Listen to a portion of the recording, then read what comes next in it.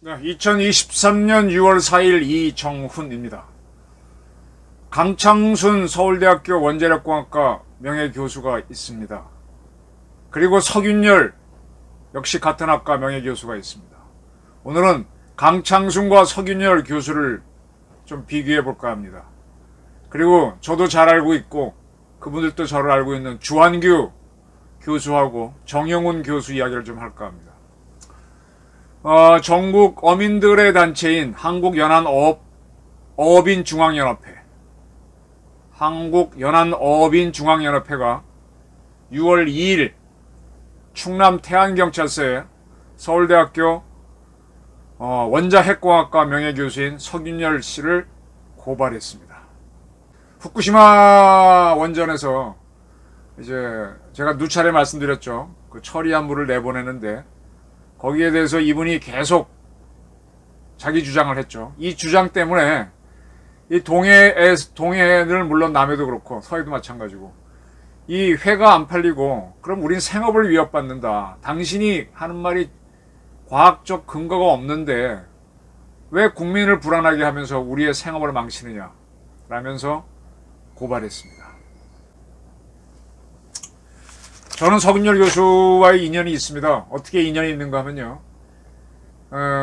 2010년일 겁니다. 좀 기억이 좀 왔다 갔다 하는데 경주가 중저준위 방사성 폐기장을 유치했을 거예요. 2004년도인가 부안 사태를 겪고 나서 노무현 정부에서 지역 경선으로 하자. 그래서 이제 주민투표에서 경주가 이겨갖고 경주가 방패장을 지었을 겁니다. 그걸 짓고 나서 그 무렵에 김관용 씨가 경상북도 지사를 하고 있었어요. 이분이 좀 이런 말 써서 죄송하지만 이렇게 나이 드신 분들 만나다 보면 야 이분 천재다 하는 느낌이 드는데 김관용 지사를 한번 몇 번 뵀는데 와 하여간 제 느낌은 굉장히 영특하신 분이다. 굉장히 브라이트하다는 느낌이 들었었는데 그때 그분이 경상북도에는 먹을거리가 없다. 박정희 대통령을 낳은 곳이 경상북도지만 박 대통령이 가공무역, 수출입국 이런 걸 하면서 무역으로 먹고 살자. 우리는 뭐 자원도 없고 돈도 없고 하니까 돈은 끌어와서 차관을 끌고 와서 공장을 짓고 그 다음에 원료를 갖고 와서 물건을 만들어 파는 가공무역을 하자라고 하면서 하다 보니까 임해 바다 쪽에 주로 발달을 하게 됐죠. 그래서 이제 부산이라든지 울산, 뭐 창원, 마산이 있으니까 그쪽에 주로 발달했고 좋은 항구가 있는 곳이 주로 발달했죠. 근데 경상북도에는요.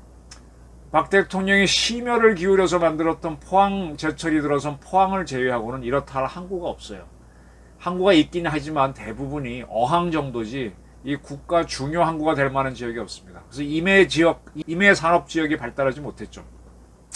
나중에 박 대통령의 고향인 구미에다가 전자산업공단 만들고 했지만은 대구의 염석공단 뭐 그거 빼고 나면 경북 지역에는 이렇다 할 공단이 없어요. 그냥 농업 지역이에요.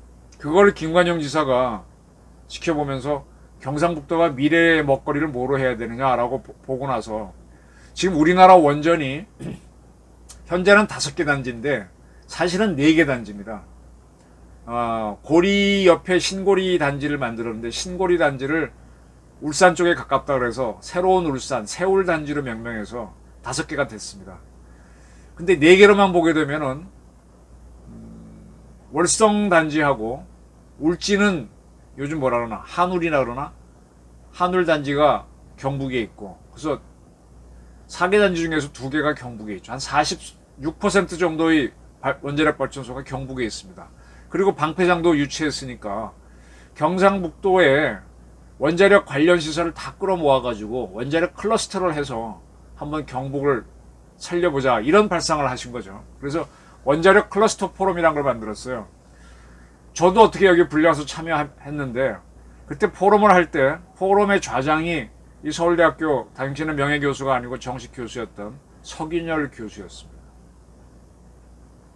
석윤열 교수 쭉 주도하시면서 그때는 뭐 경상북도에서 원자력 하자는 걸 이분이 앞장서서 끌고 나갔고 저도 거기 참여해서 했던 분인데 뭐 그랬습니다. 근데 그 후에 뭐 몇 가지 일들이 지나고 나서 이렇게 표현을 해버리니까 참 난감해요.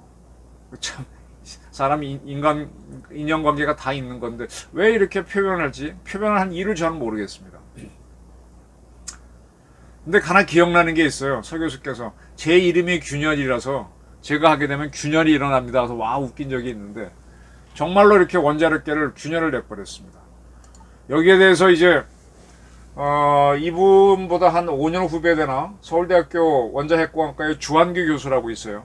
뭐 저도 아는 분이고 제 또래입니다. 그분이 지금 서울대 원자력공학과에서는 아마 가장 선배 교수일 겁니다. 그래서 지난번에 대통령 선거가 있을 때 윤석열 후보가 친핵을 했었죠. 그리고 자기 모교인 서울대학교를 가서 2년 후배인가 1년 후배가 되는 이 주한규 교수를 만났었죠. 그래서 주한규 교수가 주목을 받았는데 주한규 선생은요, 제가 농담삼아 그분의 스타일이 장비 스타일이에요. 얼굴이 생긴 게. 서울대 교수면은 되게 공부벌레처럼 생겨야 되는데 좀 이렇게 호랑이처럼 생겼어요. 또 어디 가서도 보게 되면 주한규 교수가 있으면 무게감 때문에 사람들이 좀 눌립니다. 이 주한규 교수가 얼마 전에 한국원자력연구원 원장이 돼서 대전에 가 있죠. 그리고 이분이 굉장히 자전거 타기를 좋아해요. 매일 주말만 되면 자전거를 타고 아주 건각입니다. 아주 문무를 겸전한 교수인데 이분이 하도 자기 선배 교수인 서근열 교수가 후쿠시마 방류수 나오면 어쩐다라고 하니까 대신 사과를 했었죠. 참 2021년부터 은퇴한 선배 교수님을 대신해서 제가 사과할 수 있는 입장은 아니지만 원자핵과학과 서울대학교 명예를 걸고 대표해서 사과드린다 그랬습니다. 이 주한규 교수를 보면서 떠오르는 교수님이 있습니다. 지금은 기억하시는 분들이 거의 없을 텐데 강창순 서울대학교 원자핵공학과 명예교수입니다. 2004년도에 부안 사태 가지고 부안 사태는 부안군 앞바다에 위도라고 하는 섬이 있어요. 이 부안군도 참 먹고 살 게 없는 동네입니다.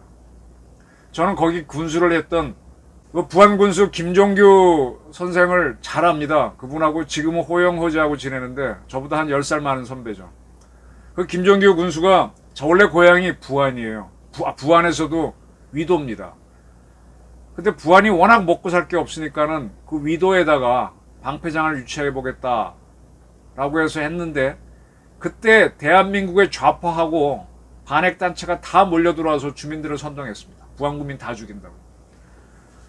그래서 결국은 부안에 가면 내소사란 절이 있는데 거기에서 주민 설득을 하고 있던 김군수를 그들이 몰려와서 주민들하고 몰려와서 둘러싸고 난 다음에 린치를 가했죠. 중태에 빠졌었습니다. 그래서 전북대학교 병원에서 수술을 하고 살아났는데 어마어마한 부안 사태를 겪었죠. 참 김정규 군수가 그때 큰 희생을 했기 때문에 그 후에 주민투표로 유치하자는 걸 해서 경주가 방패장을 가져가게 됐지만 참 큰 사건이었습니다. 그때 2004년 그런 사건이 있을 때 서울대학교 강창순 원자핵공학과 교수가 뭐가 그렇게 방패장이 무섭냐. 지금 사실 경주에 가시면 방패장 돌아가는 거 볼 수 있어요. 아무것도 아니에요. 아무것도 아니에요. 그 월성 원전 옆에 가게 되면 뒷산이 있는데 그 산 속에 있어요. 저는 거기 몇 차례 가봤습니다. 그 땅굴 속으로도 들어가 봤고 공사하기 전에도 가봤고 하고 난 후에도 가봤고 그거 아무것도 없어요. 거기 저 지상시설을 보게 되면 난 거기다가 좀 경기장을 만들거나 너무 시설이 좋아갖고 왜냐하면 지하로만 되어 있고 위에는 다 놀고 있지 않습니까? 거기다 골프장 만들었으면 참 좋겠다 하는 생각을 하는데 저는 가면 매일 칠 겁니다. 거기가 아무 문제 없습니다. 근데 2004년 이 강창순 교수가 답답하니까 서울대학교 뒷산에 방패장 만들자고 제의를 했었어요. 아니면 서울대학교 안에다 하자고. 그때는 또 난리가 났었죠. 근데 강 교수께서는 내가 원자력을 하는 사람이고 내가 안전함을 증명하기 위해서 내 모교이고 내가 직장이고 대한민국 최고인 서울대학교에다가 방패장 짓자라고 했는데 뭐 그건 좀 어려운 얘기였고 또 반대도 있었고 해서 그냥 지나갔습니다. 근데 2004년도에 김정규 군수의 헌신과 더불어 강창순 교수의 이 말이 굉장히 화제가 됐었죠. 서울대학교 원자핵공학과의 전통이 있습니다. 이은철 교수, 박분철 교수 저는 제가 원자력을 다녔기 때문에 서울대 계신 분들하고 많이 인연이 있었는데 그분들 다들 원자력을 알리기 위해서 애를 쓰고 참 이은철 교수 같은 경우는 저한테 아차 보고서라는 얘기를 한 적이 있어요. 뭐냐면 우리가 무슨 일을 하다 보면 아차 실수하잖아요. 근데 아무도 몰라. 나만 알아. 그 아차가 그 순간인데 그래서 아차에 대한 보고서를 써놔서 이제 우리 많은 걸 줄이자 뭐 이런 아이디어도 내고 굉장히 이은철 교수는 인문학적인 교수였고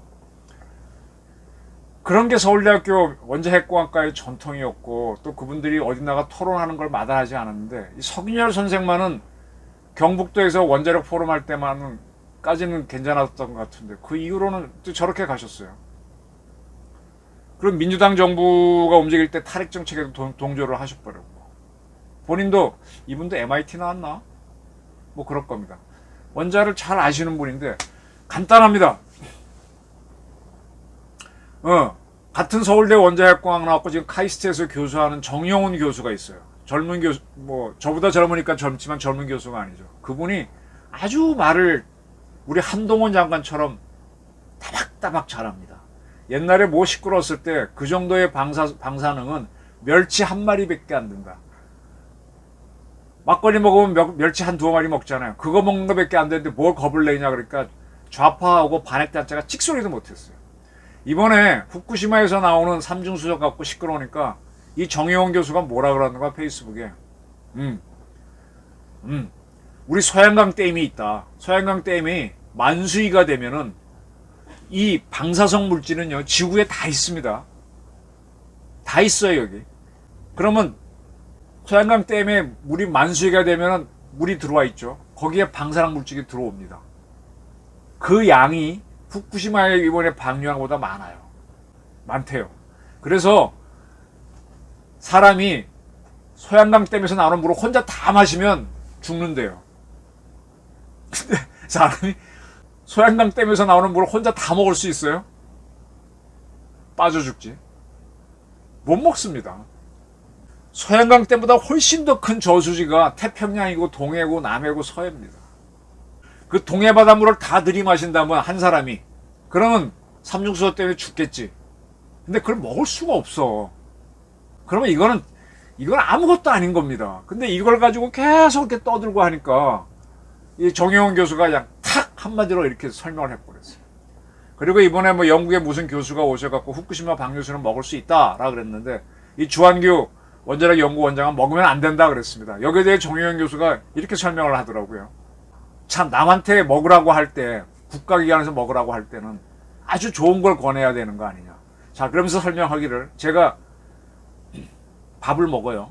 밥을 먹고 난 다음에 숭늉 마시잖아요. 그리고 입을 씹혀요. 이거를 저는 꿀떡 마십니다. 마시죠. 근데 그걸 내가 마셨으니까 뱉고 내가 먹을 수 있는 너도 먹으라 하면 이 사람이 먹냐 이거지. 안 먹죠. 네 입에서 나온 걸 내가 왜 먹어.